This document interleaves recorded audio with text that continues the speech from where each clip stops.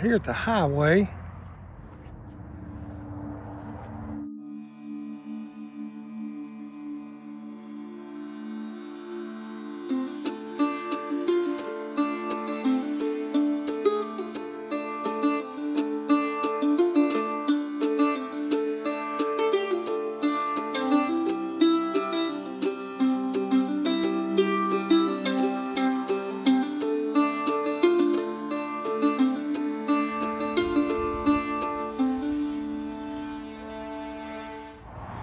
Hey friends, today Miss Lelia and I are in Townsend, Tennessee. We're at the Great Smoky Mountain Heritage Center. So we're going to go in and see what we can find. I hear this is something that you don't want to miss. So let's go see what they've got.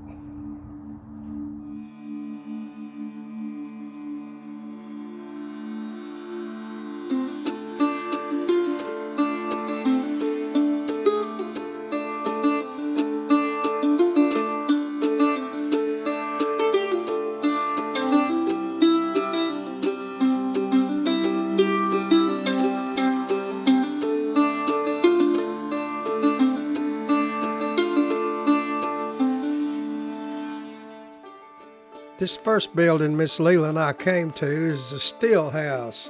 Charles Williams had a underground still, and they kept hunting and hunting for it, but they couldn't find it because he had it buried underground. This is a replica they have in this first building. It's pretty cool if you ask me. They had the still, the mash pot over here, and then they had the big still pot over there in the corner running through the thump kegs and into this built-in condenser. It's pretty neat. When you look over these signs, you'll get a little bit of information about what Charles Williams had here and how the law enforcement had such a hard time finding him. We see the barrels and things here, and the interesting thing is this elevator over here where he could take that stuff upstairs to where he had the wagons and the transportation. So it's pretty cool.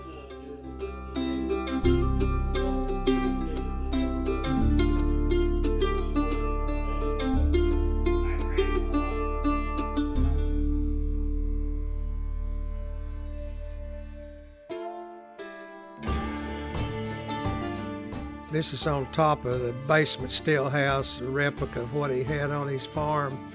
You can see over here where the elevator brought the shine up to the top. He had a cover over it. It just looked like a wooden box sitting there.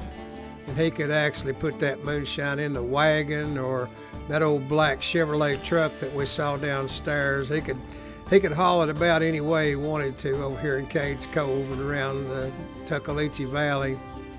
He had this nice leather surrey, I guess you'd call it, not a wagon, but nice Sunday go-to-meeting carriage to ride in. He also, I noticed, had this corn planter in the back. Corn is a big thing when you're making moonshine, so this horse-drawn piece right here come in pretty handy for old Charlie as he was getting ready to make that moonshine run.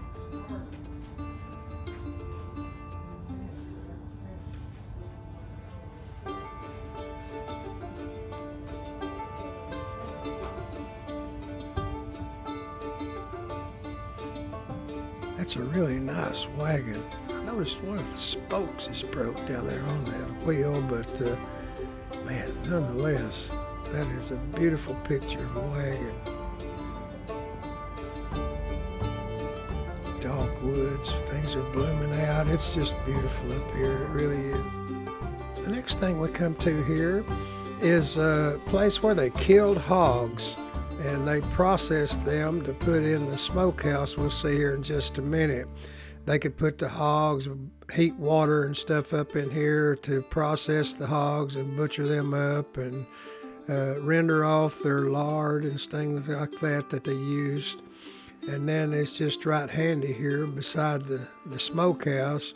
When they'd get through killing them and doing all the dirty stuff outside and cutting them up, they'd bring them in this smokehouse, hang up the hams and the leg quarters, and They'd put up some of the smaller pieces, you know, the tenderloin, the bacon, the stuff like that over on the shelves. They could even put them in this trough here and salt them down. Pork was a lot easier to keep than beef would have been, so pork was the thing to have if you was going to try to keep meat year-round. This smokehouse was a good way of curing it out where it would keep and the meat wouldn't spoil. As we move on to this next building, this is a pole barn. It's a cantilever type, but this piece right here is pretty interesting. It's a grape press. You could use grapes, berries, blackberries, blueberries, and just squeeze the juice out of them. It'd come out this thing right here, right into a bucket. Got a barrel to catch the water over there, and pretty neat. And this is a Maples pole barn. This Mr. Maples farm is where this came from. Of course, they've relocated here, all of these buildings, and done a great job of preserving this wonderful Smoky Mountain history. You see the places, the corn cribs on the side, and places he could put the animals up without having to worry about them. And pretty handy to the house. And everything was pretty conveniently located. That didn't smell too bad. Some of the animals and stuff, they would put the barns out away from the house to keep the smell down, of course, but pretty neat. Now this cabin here is the Cardwell Cabin. It's pretty much intact from back in the day.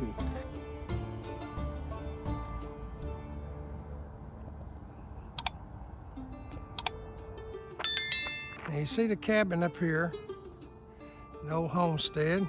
And if you look right in the backyard, you'll find the bathroom. No indoor plumbing. It's just a general outhouse.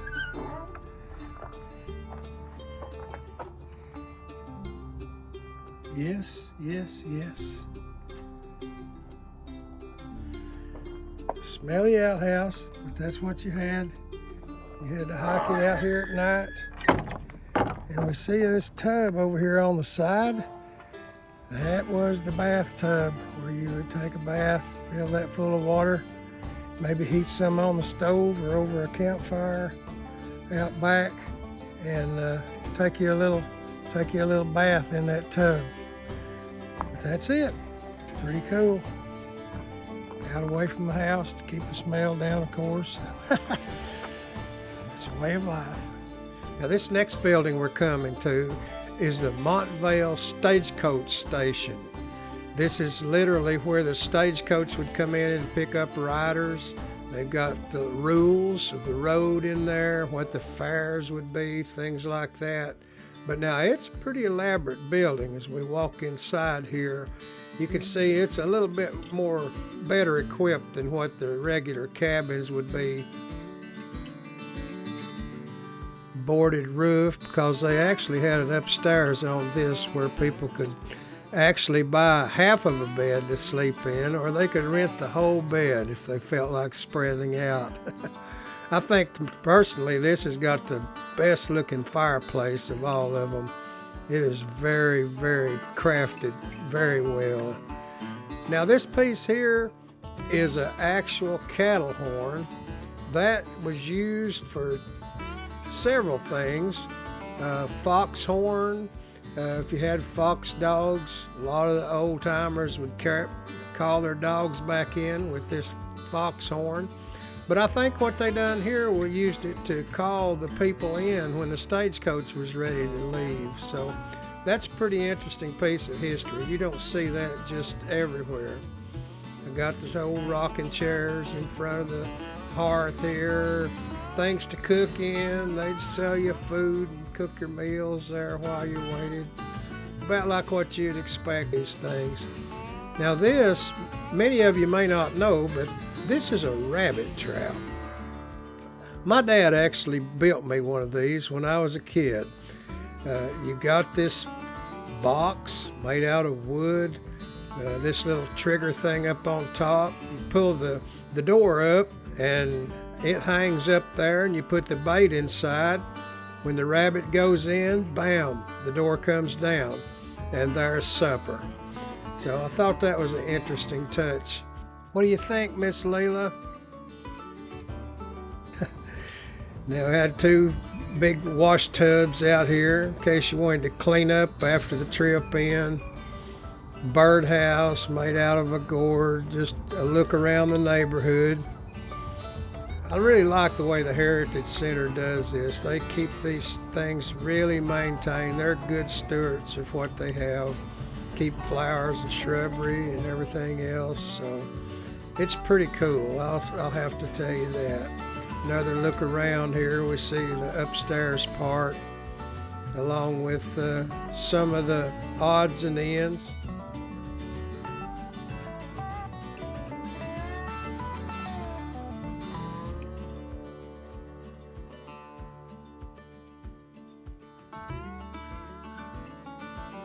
Now this part over here is more or less some of the kitchen. This was the way pantries used to be made. Just have a curtain over it, put your foods in there to kind of cover it up to keep it out of the way. But I've seen many Appalachian homes with that type of closet in it for a pantry. Little pump organ here. That thing is just beautiful. I mean, a great piece of history that you just don't see anymore. Churns and spinning wheels and just crazy things that we wouldn't even know how to use, but back in the day, they knew how to use them very well.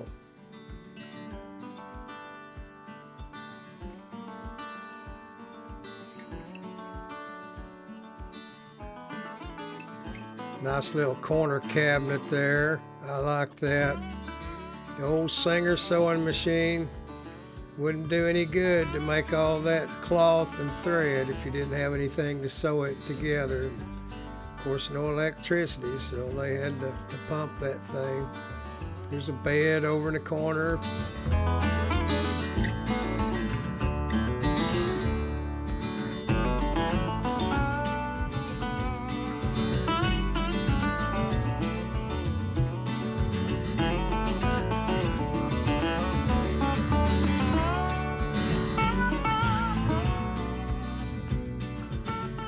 This next building is a church.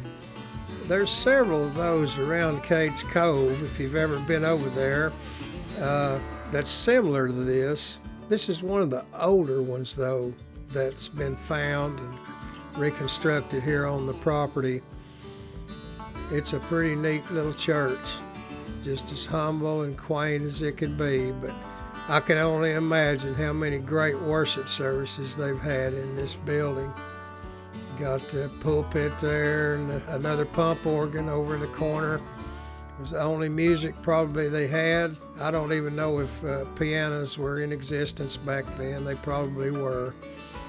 But as a preacher would look out over a small congregation, I can imagine that he was grateful to see the people that had come in out of the field to just take time to come and worship the Lord and just to rejoice and have a good time being around each other. We see here this church was from 1796 to 1899, so that's just after the Revolutionary War, to try to put it in perspective. So, man, some of this stuff is just older than you can even imagine.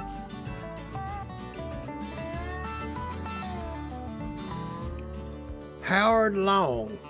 So Mr. Long had this very large barn. He evidently had a big farm, and he done a lot of different things in this farm besides feed cattle. He actually had a corn grain processing part in it, had a huge loft that would hold a lot of hay.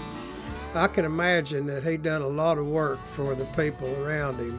You can see here some of the information about these larger cantilever barns. This one's even larger than the one over in Cades Cove that they have. But this was not uncommon in southeast Tennessee to see one of these larger barns.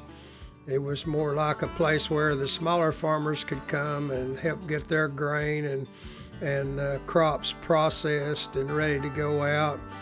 I noticed it's mentioned in the later days that they even used it to hang tobacco in when everybody started growing tobacco and got away from some of the corn and the other grain. This is a yoke that you would use on oxen to plow the fields. Just yoke them up around the oxen's neck and hook it to the plow.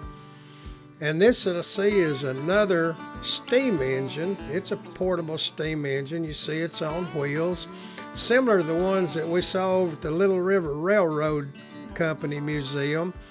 But he used this here on the farm to process some of this stuff. We see it's a very large piece of equipment, big flywheels and pulleys on it. And he's got his grain grinder back here in the back to process the grain. I imagine that they had corn and wheat, barley, no telling what all they grew. And they had these big old long belts on there that went from the steam engine back to get them away from that where they could work. Everything manual, no hydraulics or anything that you'd see today. It's a pretty cool looking piece of equipment sitting here in the barn, where at that time most people would have cattle. You see the width of the belt it took to keep that thing turning where it wouldn't spin or slip.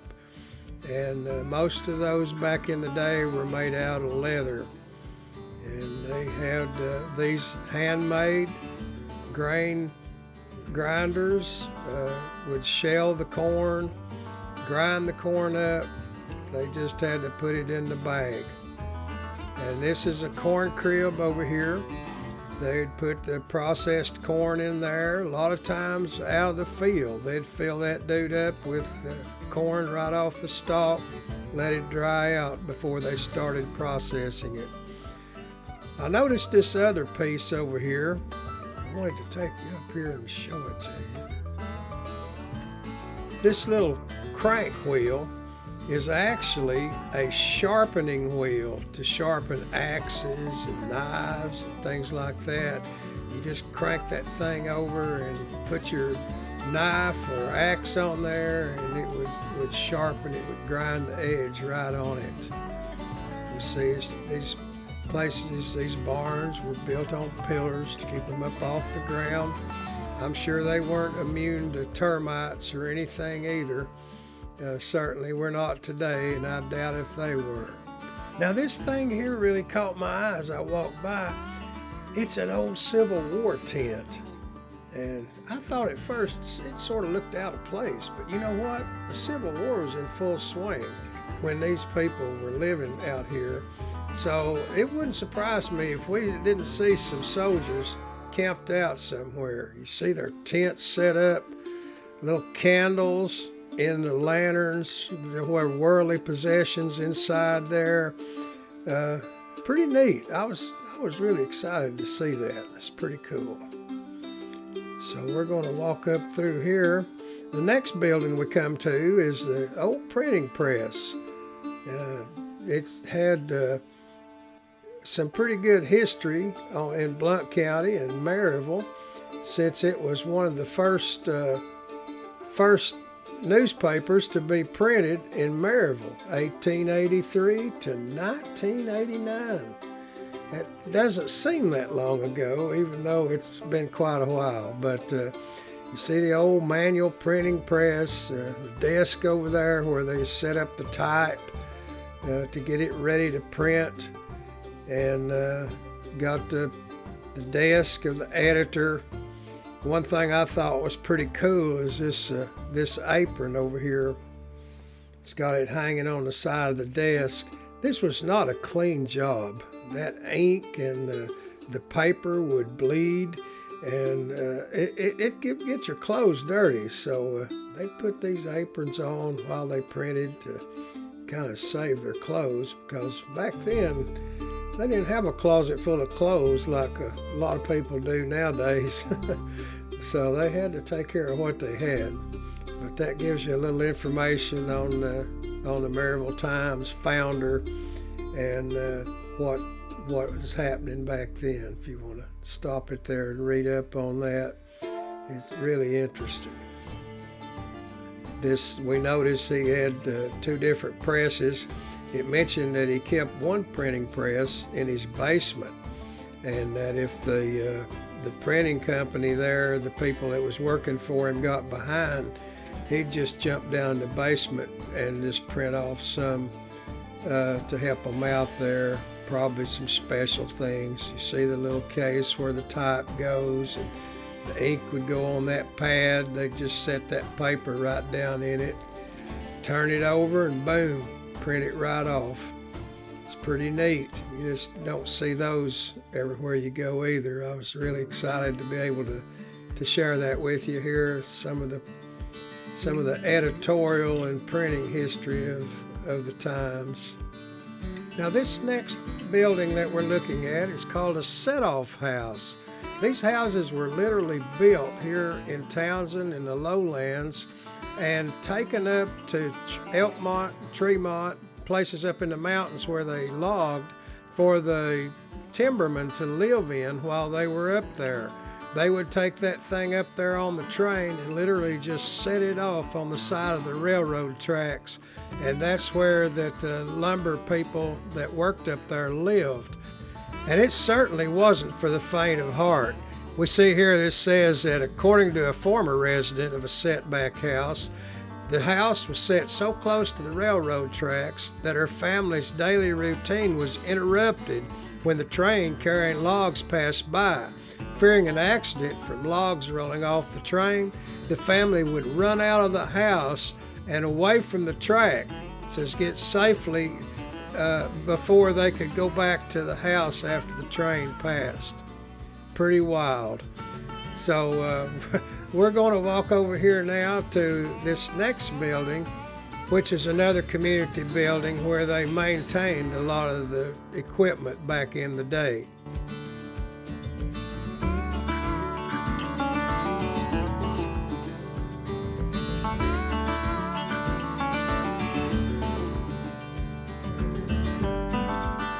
This building is a blacksmith shop of sorts. This is where they made the wheels and fixed them for the wagons and buggies and things back then. They make these spokes, these round rims, and the steel outer part, made those all by hand.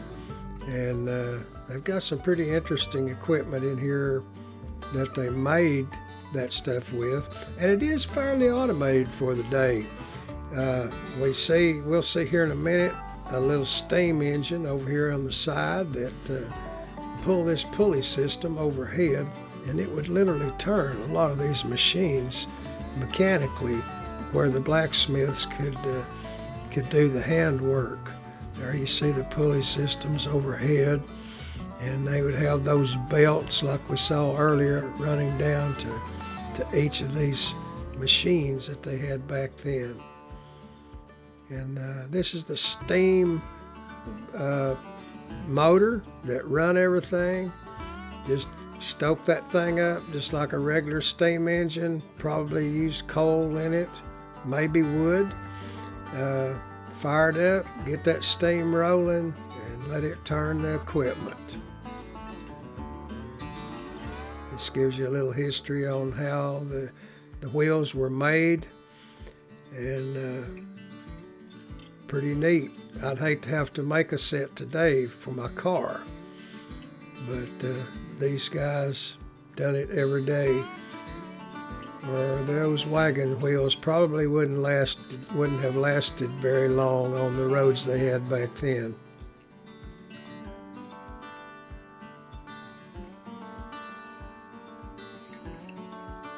Baxter steam engine, 1868. Yes, sir.